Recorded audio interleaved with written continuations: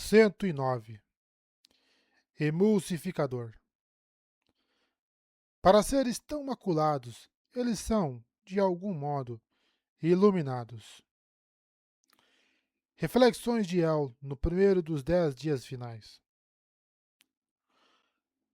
Leshwie caiu de joelhos diante de Venli, sem voar, sem flutuar. De joelhos. Venli se ajoelhou também, já que Leshwie ainda segurava seu rosto, mas a pegada dela se tornou mais suave. Uma luz agradável e bela se difundia pela janela atrás, como um relâmpago congelado, mais brilhante do que qualquer esfera. Brilhante como o sol. O que você fez, Venli? O que você fez? Disse Leshwie. Eu... Eu jurei o primeiro ideal dos radiantes, respondeu Venli. Perdão. Perdão, repetiu Leshwie. Um esplêndido de alegria surgiu ao redor dela, como uma tempestade azul. Perdão? Venli, eles voltaram para nós. Eles nos perdoaram. O quê? Por favor, continuou Leshwie em desejo. Pergunte ao seu espleno. Ela conhece uma esplena de honra chamada Ria. Ela foi minha amiga um dia. Preciosa para mim. Leshwie tinha amigos entre os esplenos? Raios. Leshwie vivera antes da guerra, quando os humanos e cantores haviam sido aliados. Honra fora o deus dos cantores do alvorecer. Timbre pulsou. Ela não conhece Ria, disse Venli. Mas Timbre não conhece muitos esplenos de honra. Acha que nenhum dos antigos sobreviveu à traição dos humanos. Leshwie assentiu, cantarolando baixo em um dos antigos ritmos. Minha esplena, contudo, ela tem amigos que estão dispostos a tentar de novo. Conosco, disse Venli. Já faz tempo demais que minha alma foi possuída por outro para que isso aconteça, respondeu Leshwie. Venli olhou de relance para o combate. A luz repentina não os detivera. Na verdade, tornara os soldados do perseguidor mais determinados no ataque. Eles pareciam apreciar a companhia dos esplenos de raiva e dos esplenos de dor. Alguns dos humanos haviam conseguido tomar armas, mas a maioria lutava desarmada, tentando desesperadamente manter os radiantes em segurança. Eu não sei o que fazer, sussurrou Venli. Fico oscilando entre dois mundos. Sou fraca demais, senhora. Leshwie se elevou no ar, então arrancou a espada da bainha. Está tudo bem, vós. Eu sei a resposta. Ela voou diretamente para o combate e começou a afastar os soldados, gritando para que parassem. Quando não obedeceram, Leshwie começou a golpear. Em segundos, suas tropas haviam se juntado a ela, e cantores combateram cantores. Irmane, sussurrou Navani agarrando-se ao pilar. O que está acontecendo? Por que você está cantando nesse ritmo? Navani? A voz que respondeu era suave como a respiração de um bebê contra sua pele. Quase imperceptível. Eu escuto esse ritmo. Eu o escuto na escuridão. Por quê? De onde está vindo? Dali. Navani recebeu um vislumbre, uma visão que se sobrepôs aos seus sentidos. Um lugar na torre, o átrio, escuro devido a uma tempestade caindo lá fora. Ali embaixo, nas profundezas do porão, ela não havia percebido que havia uma tormenta em andamento. Combate. Pessoas estavam combatendo, lutando, morrendo. Navani estreitou os olhos. A sua dor estava diminuindo, embora parte dela sentisse que isso era um mau sinal. Ela podia ver uma moldada voando 30 centímetros acima do chão, lutando ao lado de alguém fundido com luz do vazio. Uma régia. E havia humanos lutando, e havia humanos com ela, lutando, lado a lado. que eles estão fazendo? Perguntou Navani. Combatendo outros cantores? Eu acho. Está tão escuro. Por que eles estão lutando entre si? O que há naquela sala que eles estão defendendo? Sussurrou Navani. Foi ali que colocaram os radiantes caídos. Um emulsificador, sussurrou Navani. O quê? Um propósito comum. Humanos e cantores. Honra e ódio. Eles estão lutando para proteger os indefesos, Irmani. A visão sumiu, mas, antes, Navani avistou Hilen, o cantor que trabalhara na Ponte 4. Ele está aqui, disse Navani. Então começou a tossir. Cada convulsão fazia a dor voltar a aumentar. Irmani, ele está ali. Tarde demais, sussurrou ele. Tarde demais. Lá fora, no corredor, Moashi golpeara o braço esquerdo de Raboniel, fazendo com que o membro perdesse o movimento. Ela o atacou com o outro, silvando, enquanto a mão com a adaga deixava cair a arma e pendia inútil. Escolha-me, sussurrou Navani para Irmani. Faça o laço comigo. Não, disse Irmani com a voz fraca. Por quê? Você não é digna, Navani. Hilen ouviu os gritos muito antes de chegarem ao átrio. Os guardas que os escoltavam se afinaram em ansiedade e apressaram a ele e a Tabit, embora Hilen permanecesse otimista. Aquele barulho devia ser da luta de Kaladin contra o perseguidor. Portanto, ficou totalmente chocado quando se dirigiram para o átrio e testemunharam uma guerra civil em andamento. Cantores lutando contra cantores e um grupo de humanos ao lado de uma das forças. Os guardas de Hilen saíram correndo, talvez para encontrar algum tipo de autoridade para esclarecer aquela cena sem sentido, soltando David e ele. Mas a contenda terminou depressa e o lado com os humanos venceu. Pouco dos cantores pareciam querer lutar contra moldados e, assim, as tropas fugiram, deixando os mortos para trás. O que foi isso? Perguntou David baixinho, enquanto aguardavam em um dos corredores laterais, onde havia alguns civis humanos corajosos o bastante para permanecer, mas não hábeis o bastante para se juntar à luta. Helen observou tudo rapidamente, então se afinou no ritmo de esperança. 5 dos celestiais, e cerca de 20 régios sob o comando deles, haviam se voltado contra os soldados do perseguidor. Os outros celestiais pareciam ter se recusado a se juntar a qualquer um dos lados e haviam se retirado para uma posição mais alta no átrio. Ele avistou Leshwin flutuando à frente do lado do vencedor, segurando uma espada revestida em sangue laranja de cantor. Ela parecia estar no comando. Um bom número de pessoas, tanto humanos quanto cantores, estavam caídas e sangrando. Uma cena estarrecedora. Eles precisam de cirurgiões de campo. Vamos, disse Helen. Ele e David correram e, como caladinhos treinara, iniciaram uma triagem rápida. As pessoas começaram a ajudar e, em minutos, Helen fez com que todos estivessem amarrando ataduras em cantores, tanto em cantores quanto em humanos, independentemente do lado em que haviam lutado.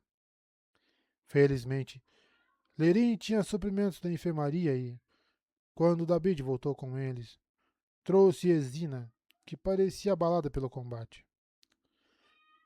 Levou alguns minutos até que Helen percebesse uma explicação. Lirim fora levado? Kaladin saíra atrás dele? Helen se afinou no ritmo dos perdidos. Não era de admirar que Exina parecesse ter passado por uma tempestade. Ainda assim, a mulher também estava obviamente ansiosa para fazer alguma coisa, então assumiu o controle da triagem. Isso permitiu que Helen se afastasse para respirar um pouco e limpar as mãos. Alguns humanos que tinham presenciado tudo ofereceram explicações dispersas. O perseguidor ordenara o massacre dos radiantes indefesos, e tanto humanos quanto cantores haviam resistido ao exército dele. Antes que Helen pudesse exigir respostas de Vene, vários humanos impacientes se aproximaram. Ele os reconheceu das sessões que Kaladin liderara para ajudá-los a lidar com o trauma. Haviam sido forçados a pegarem armas novamente, os pobres quingrejos. Sim, indagou Hilen. Eles o conduziram a um corpo disposto reverentemente junto da parede, com os olhos queimados. Teft. Hilen caiu de joelhos e Dabid se juntou a ele, deixando escapar um gemido baixo enquanto esprenos de angústia o cercavam. Os dois se ajoelharam juntos, de cabeça baixa. Hilen cantou a canção dos caídos, um cântico para heróis mortos. Parecia que o plano também não dera muito certo para eles. E Lift? Perguntou ele. Está na enfermaria, sussurrou David. Inconsciente. As pernas incapacitadas devido a um corte de espada. Parece que alguém a acertou com força na cabeça. Ela está sangrando. Tentei dar a ela luz às tempestades. Nada aconteceu. Hilen se afinou em lamentação. Lift podia curar outros, mas, como Kaladin e Teft, sua cura interna não estava funcionando. Não seria possível despertar os radiantes. Ele curvou a cabeça para Teft, então deixou-o ali. Deixou os mortos descansarem. Era o costume deles, e Helen desejou poder dar ao homem um enterro celeste apropriado. Teft havia sido uma boa pessoa, uma das melhores. Atrás dele, outras questões chamaram a atenção de Helen. Os humanos e os cantores já estavam discutindo. Vocês precisam se entregar, dizia Leshwe, flutuando acima deles com seu jeito imperioso de moldada. Vou explicar a Raboniel que os soldados estavam descontrolados e que não obedeceram às minhas ordens. E você acha que ela vai nos permitir ir embora? Gritou uma das humanas. Nós precisamos sair daqui agora mesmo. Se eu permitir que vocês partam, vai parecer que estou me rebelando. Podemos conter a situação se vocês se entregarem. Você não está se rebelando? Interpelou um dos homens. O que foi aquilo, então? Não vamos obedecer a nenhum de vocês de novo. Nunca, berrou o outro. Houve grito dos dois lados enquanto os cantores ordenavam que os humanos não discutissem com os moldados. Helen olhou de um lado para o outro, então se afinou com resolução e apagou a maquiagem que cobria sua tatuagem. Caminhou decidido entre os grupos. A medicina de campo não era a única coisa que aprendera na Ponte 4. Escutem aqui, gritou ele em confiança. Todos vocês. Surpreendentemente, todos fizeram silêncio. Helen imitou Taft da melhor forma que conseguia e se voltou para os humanos. Vocês todos me conhecem. Eu sou da Ponte 4. Sei que não gostam de mim, mas estão dispostos a confiar em mim? Os humanos resmungaram, mas a maioria concordou, estimulada por Norion. Helen se voltou para os cantores. Vocês todos, gritou ele em confiança, sem dúvida cometeram traição. Agiram contra os desejos de Odion, e ele vai tentar puni-los por isso. Estão praticamente mortos. E vocês, moldados, estão prestes a enfrentar uma eternidade de tortura. Felizmente, há duas pessoas aqui que podem guiá-los. Ouvintes de um povo que escapou do controle dele. Então, se quiserem sobreviver, têm que me ouvir. Lashwe cruzou os braços, mas então murmurou. Tudo bem. Os outros celestiais pareciam dispostos a segui-la. Vayne chegou correndo, infundida com o profundo brilho púrpura da luz do vazio. Muito mais do que um régio comum. Na verdade, ela brilhava mais do que um moldado. O que você é? Perguntou Helen. Uma radiante, disse ela em consolo. Mais ou menos. Eu posso usar a luz do vazio para energizar minhas habilidades, de modo que funcionem na torre. Faz sentido, resmungou Helen. Pelo bafo de Kelek. Eu fico anos esperando, e aí chega você, logo você, e consegue um espleno primeiro. Talvez estivesse imitando o Teft demais. De qualquer modo, isso explica como libertou Lift.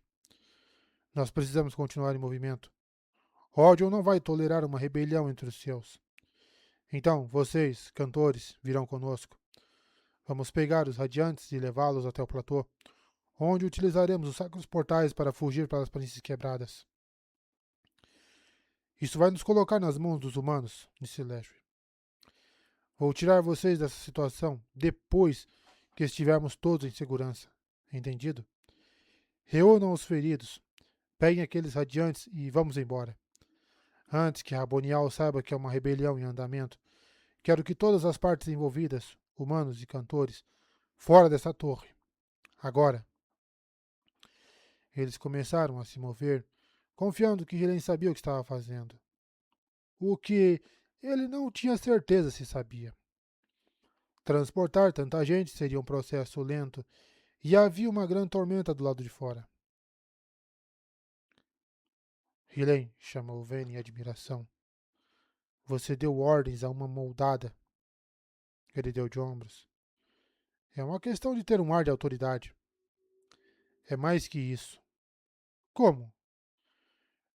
Tive bons professores, respondeu Hilen, embora ele mesmo estivesse um pouco surpreso. Ele era um espião, estava acostumado a não chamar atenção, a deixar que outros lhe liderassem o caminho. Naquele dia, contudo, não havia mais ninguém. E, após ter sido rejeitado pelos dois lados, percebeu que era um estranho e, portanto, o mais próximo da neutralidade que poderia existir naquele conflito.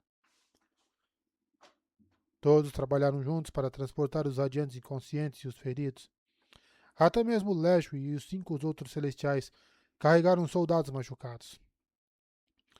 Helen tirou um tempo para conferir as sacadas de cima. As dezenas de celestiais que não haviam se juntado à batalha tinham desaparecido. Sem dúvida para informar Raboniel, ou reunir suas tropas pessoais para deter a rebelião. Quando todos se reuniram, Helen assinou para que eles o seguissem enquanto iniciava a caminhada para fora. Vayne correu para o lado dele. Como vamos operar o sacro portal? Sussurrou ela. Eu conheço o mecanismo, disse Helen. Imagino que possamos usar sua espada para dar um jeito. Vayne o acompanhou ao adentrar em um corredor. Minha espada? Você me disse que cortou a rocha com uma espada fractal para tirar Lift da cela. Fico me perguntando por que tinham dado uma a você e não para um moldado, mas agora entendo. Assuma uma espada viva de radiante que pode operar os sacroportais. Imagino que só a luz do vazio permite invocá-la, não? Vayne cantarolou em ansiedade. Eu não tenho uma espada, Riley. Mas... Eu estava mentindo. Usei meus poderes para soltá-la. Timbre falou que falta muito para eu merecer minha própria espada. Danação.